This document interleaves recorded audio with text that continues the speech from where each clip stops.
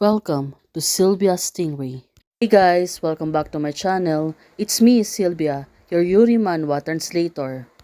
Hey guys, good afternoon. Let me present you the new chapter of Song That Transcend the World. Chapter 63. So here it is. Let's read the story. Xiaoge, are you injured? Xiaoge said, I'm fine. Now she get up. If you didn't defend me, you drew accurately. Okay. I really didn't expect you to be turned back. Oh, it seems that it really went well, and they really protect each other. What if you are hurt? Right now, Boss seems to be confused, also worried about her.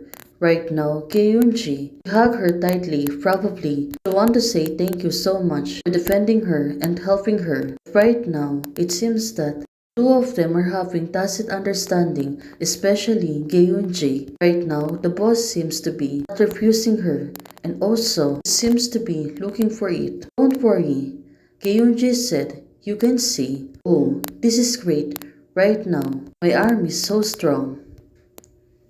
Well, definitely she is. Right now, she looks really shy. Her face is blushing. On the other hand, at least, everything seems to be fine. The intruder is really caught by the act. And right now, what could it be? Are they going to punish him? How to deal with him? Yunji and the boss is talking. Well, probably they need to consider what Jiangsu will say about this. Anyway, we are so close to the sea. It's better to throw it into the sea. Oh, Gyunji, she became cruel. You are so brave right now. Boss said to her, you want me to say the last time Aaron was originally called it, the Hall Masters to do it. Well, definitely they are right. Hall Masters need to be the one who's deciding what's gonna happen to the man. Then, I leave it to you and go find the Hall Master. The man seems to be worried. Of course, he will be really get vanished. Right now, it turns out Yang Chu arrived. Isn't this the person who said that? He said that he was going to chop his hands and feed it to the dog. That's right. Spray, I have to remind Feng Ye. But he is so forgetful. Right now, looking at the man, he looks really worried. When I think of that night, I feel so scared. Feng Ye seems to really want to go to the sea.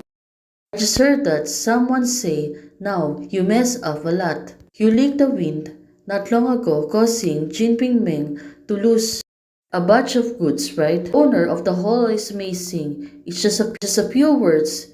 He will eliminate his prestige. You must have a lot to say to Feng Ye. Yang Chu said to the man, but the man seems to be frightened, and right now, Yang Chu, surname, you are less proud.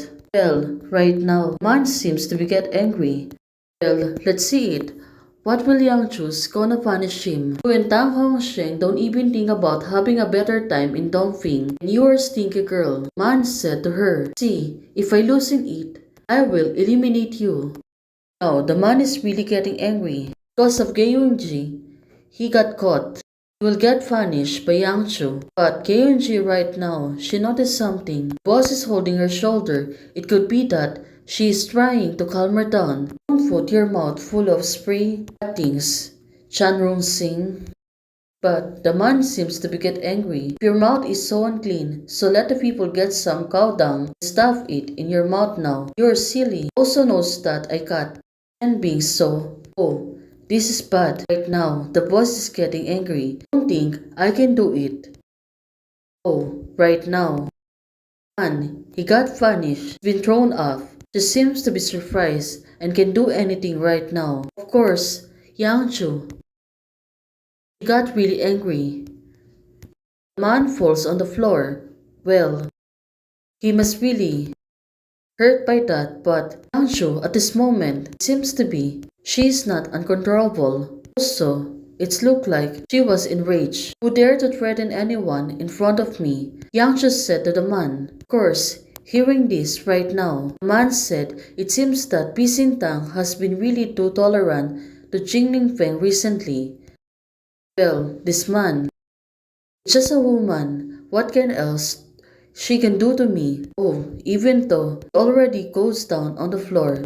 This man is having a high ego. If I carry you to find Jin Feng now, ask him how he regarded your life as a friendship, Pi Xintang also, a free occupation. it's a loss of goods. The ways of Bising Tang Casino probably broke into the casino. Well, right now, Yang Chu still Bising Tang. Right now, Yang Chu is trying to trick the man.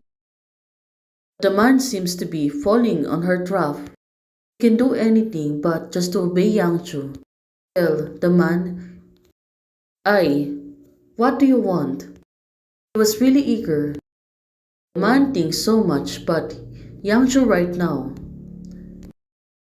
I can pretend that nothing happened today. What you should do when you go back, but oh, Yang Chu, she was really hesitating. In the future, Eugene Feng's every move. You have to honestly explain to me. Oh, this is really tricky. The man seems to be disappointed and also won't agree with her. But something like this. Oh, it turns out the man, he was really loyal. No way, never possible. I will not or never betray the Lord Feng. Oh, he was really great.